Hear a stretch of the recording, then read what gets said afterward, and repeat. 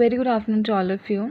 So students, today we will just study about that what are the various principles of law of inheritance. Okay, so हमने ये बात की थी, ठीक है, लास्ट टाइम लेक्चर में हमने बात की थी कि that what do you mean by test cross. ठीक है, आप टेस्ट क्रॉस को कैसे टेक प्लेस करवाते हो. ठीक है, जो होमोजाइगस रिसेसिव और हेटेरोजाइगस रिसेसिव कैसे कैसे होते हैं. ठीक है, जैसे कि इसमें तो होमोजाइगस ही दिए हैं दोनों के दोनों. ठीक है, कि heterozygous related to the different kinds and homozygous are the related to the same kind. Okay, so we will discuss about that what is the principles of inheritance like that way.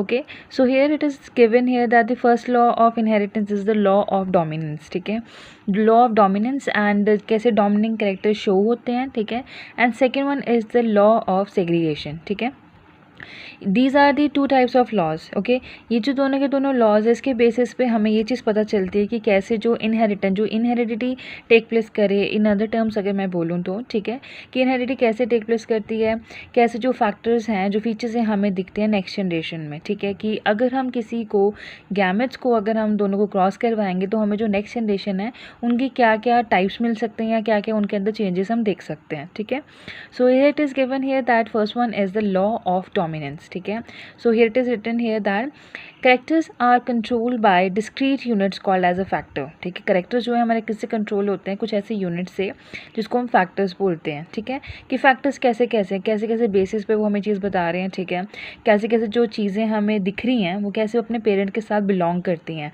ठीक है, कैसे उन्होंने इनहेरिटेट किया है. ठीक है, ताकि जो नेक्स्ट जनरेशन है वो same as that of parent है कि कुछ उसके करेक्टर्स डिफर करते हैं. ठीक है, कौन सा ऐसा करेक्टर है जो डोमिनेट है. डोमिनेट मतलब जो हमें शो हुआ है. ठीक है, और रिसेसिव तो आपको पता है कि जो करेक्टर वो शो नहीं कर पाए. ठीक है, second one it is given here that the factors occur in pairs. ठीक है, फैक्टर्स देखिए पेयर्स में क्या कर रहे हैं. ठीक है, कि हमने ये बात की थी, हमने कि वाइट की बात की थी. ठीक है, वाइट फ्लावर्स के बारे में बात की थी, इसमें टेस्ट क्रॉस करवाया था. ठीक है, हमें ये चीज़ देखनी थी कि डोमिनेंट कैसे वो शो हो रहा है, फिनोटाइप वगैरह. ठीक है, जैसे आप ये देख सकते हो कि इसमें सारे के सारे कैसे शो हो रहे हैं कि वो पेयर्स में शो हो रहे हैं. ठीक है, कलर कॉम्बिनेशन वो अलग अलग हैं. ठीक है, इसमें क्या पेयर्स में हमें शो हो रहे हैं, तो इन्होंने ये चीज़ यहाँ पे लिखी है कि फैक्टर्स अकर इन पेयर्स. इसमें ये चीज़ डोमिनेंस में ये चीज़ बहुत है कि फैक्टर्स जो हैं वो अकर करते हैं पेयर्स में. ठीक है, third one it is that in a dissimilar pair of factors one member of the pair dominates and other recessive. ठीक है, जब भी ये पेयर की बात करेंगे. ठीक है, आप देख सकते हो यहाँ पे इसमें ये डोमिनेंट है, ये रिसेसिव, डोमिनेंट रिसेसिव. इसमें क्या है, ये दोनों रिसेसिव है, ये दोनों रिसेसिव है. क्यों, क्योंकि वो दोनों के दोनों सेम टू सेम है और इसमें ये दोनों डिफर कर रहे हैं. आप इसको होमोजाइगस को हेटेरोजाइगस बोल सकते हैं अदर टर्म में, because they show the different different characteristic. एक डोमिनेंट है, एक रिसेसिव है.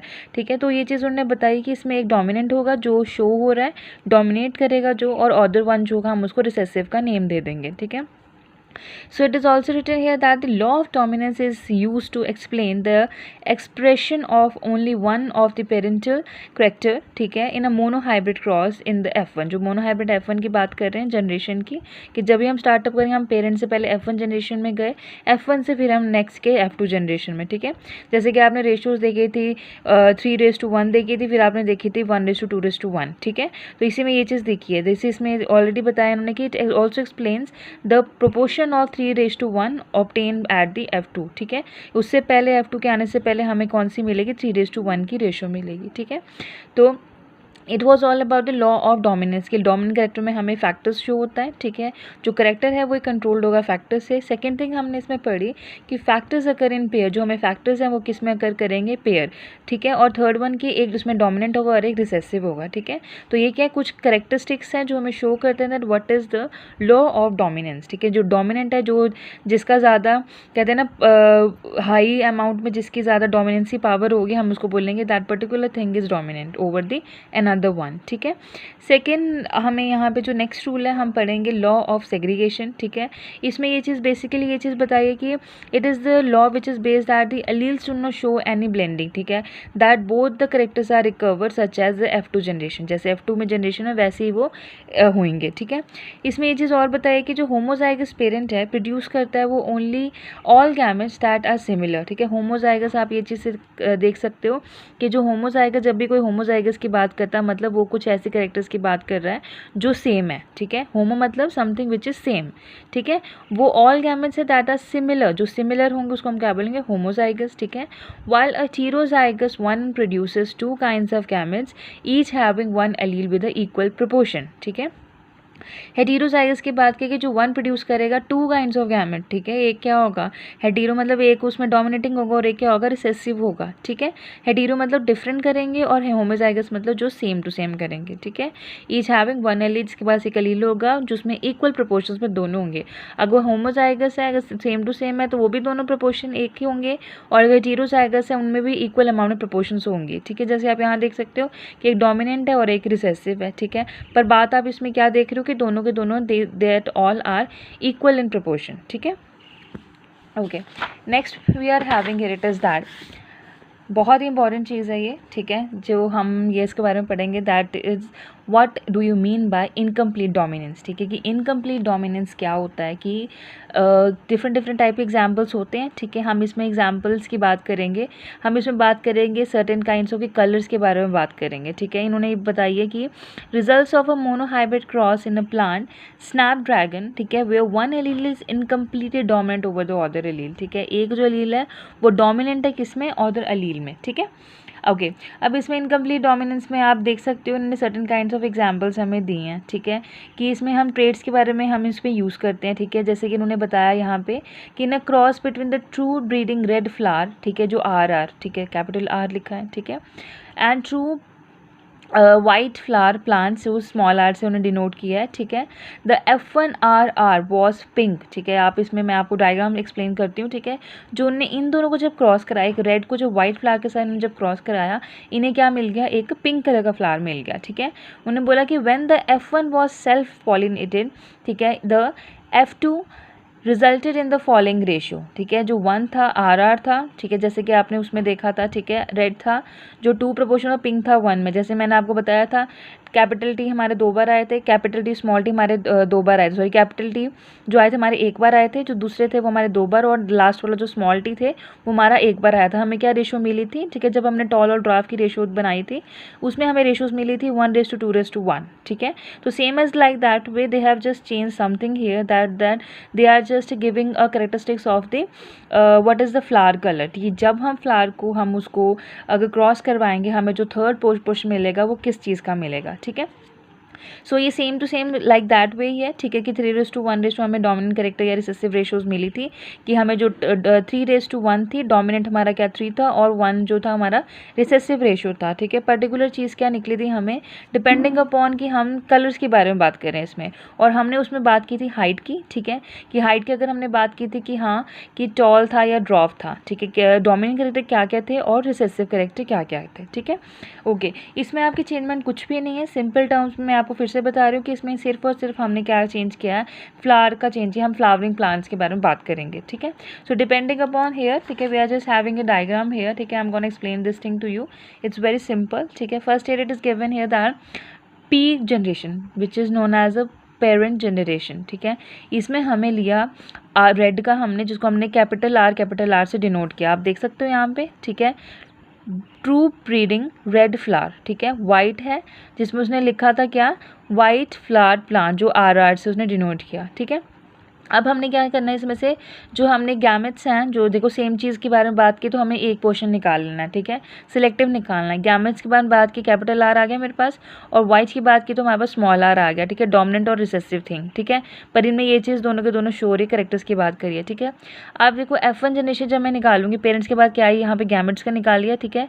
थर्ड स्टेप है हमारी F1 जनरेशन निकालने की, ठीक है। ऑल पिंक आया, ठीक है, R और R को हमने दोनों क्रॉस किया, और पिंक, जैसे आप रेड और वाइट को क्रॉस करो या कलर्स को मिक्स करो तो पिंक आ जाता है, तो सेम एज लाइक दैट पे जब उन्होंने इस चीज़ की क्रॉसिंग करवाई, जो मिक्सचर बनाया, उनको क्या मिला, R और R स्मॉल r, ठीक है, जिसमें एक रेड था, रेड और वाइट का इन्वॉल्वमेंट थी, ठीक है, और हमें इसमें मिला ऑल पिंक, ठीक है। सो कंक्लूजन क्या निकला था, they all flowers are pink here, ठीक है, मतलब सेम है, होमोजाइगस है, ठीक है, सारे के सारे सेम आए।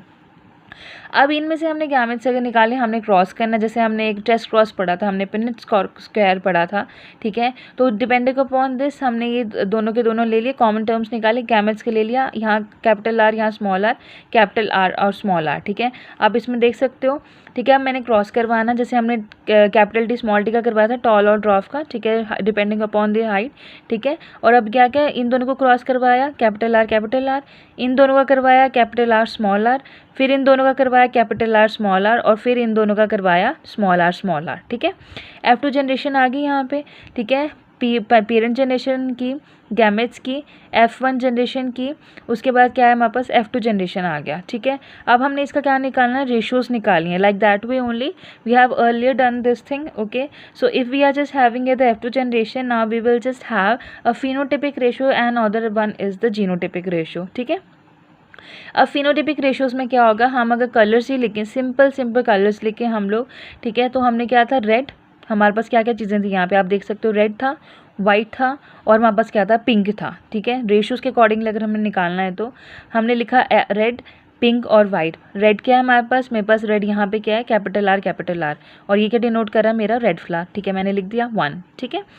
Next is the capital R small R क्या डिनोट कर रहा है, ऑल पिंक कलर, मतलब पिंक कलर डिनोट कर रहा है, तो हमने यहाँ पे लिख दिया 2, ठीक है।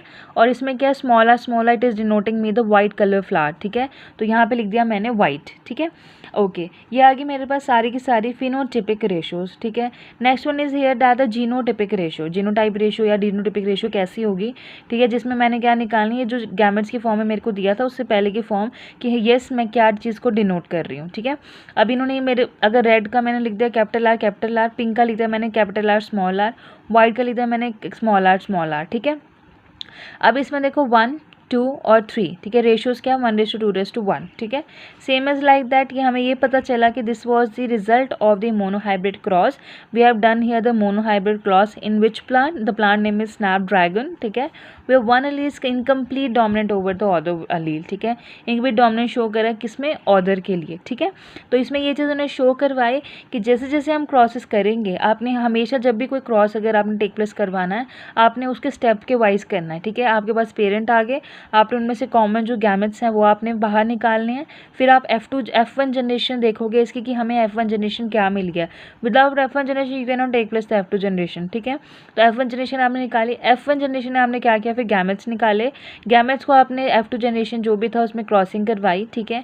और उसके बाद आपको क्रॉसिंग के बाद जो भी आपने क्रॉस वगैरह करवाया, उसके बाद जो आपकी रेशियोज निकली हैं वो कैसे कैसे निकले वो आपने देखनी है, ठीक है, कि 1:2:1 निकली है और दूसरे टाइप्स में 3:1 निकली है, ठीक है।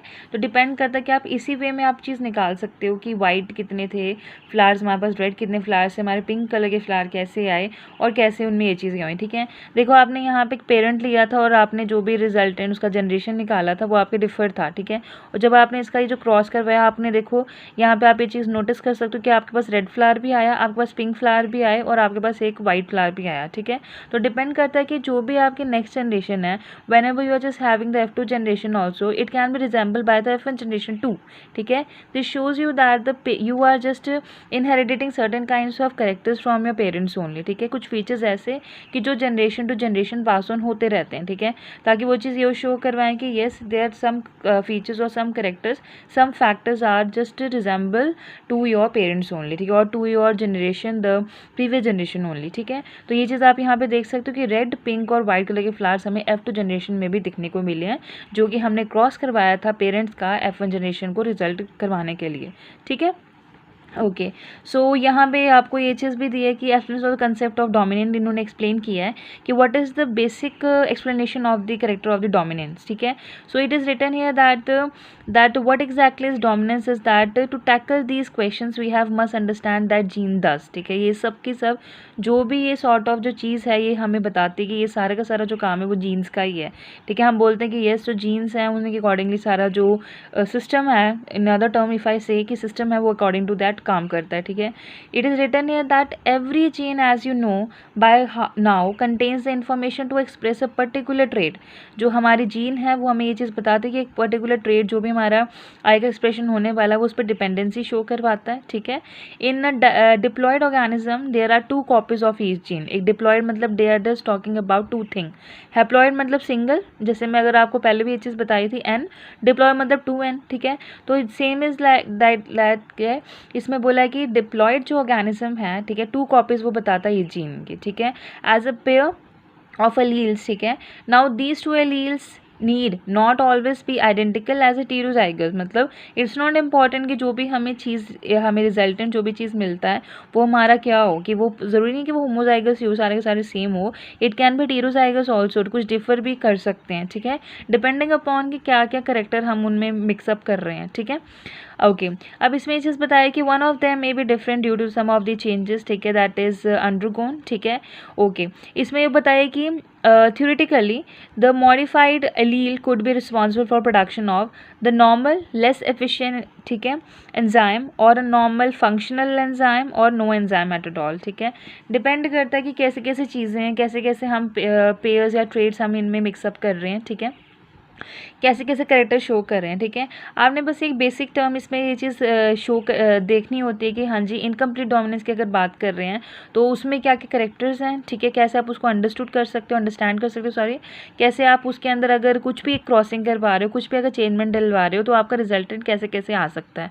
मैं आपको फिर से ये चीज़ बताती हूँ कि जो बेसिक चीज़ आपने इसमें ये चीज़ टेक प्लेस करवानी होती है कि अगर आपको कोई पेरेंट दे दिया उन्होंने कि येस आपको कोई पेरेंट दे दिया है, ऐसे ऐसी उसमें करेक्टर्स उन्होंने शो करवा दिए हैं, तो आपने कैसे धीरे धीरे धीरे आपने उसको स्टेप बाय स्टेप उसकी जनरेशन को आगे प्रोसीड करवाना है, and at the last you will only get the phenotypic ratio or the genotypic ratio in that only, ठीक है।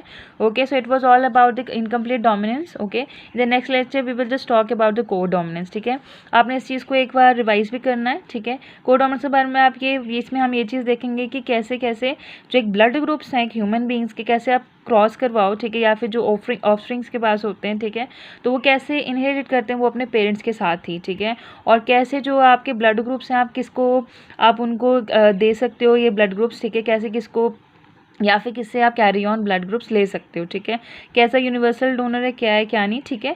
आप इस चीज़ को topic of the codominance है, you can just revise this thing. Okay, so in the next lecture we just talk about what do you mean by codominance, okay, which is related to the genetic basis of the blood groups in the human population. Okay, so thank you so much.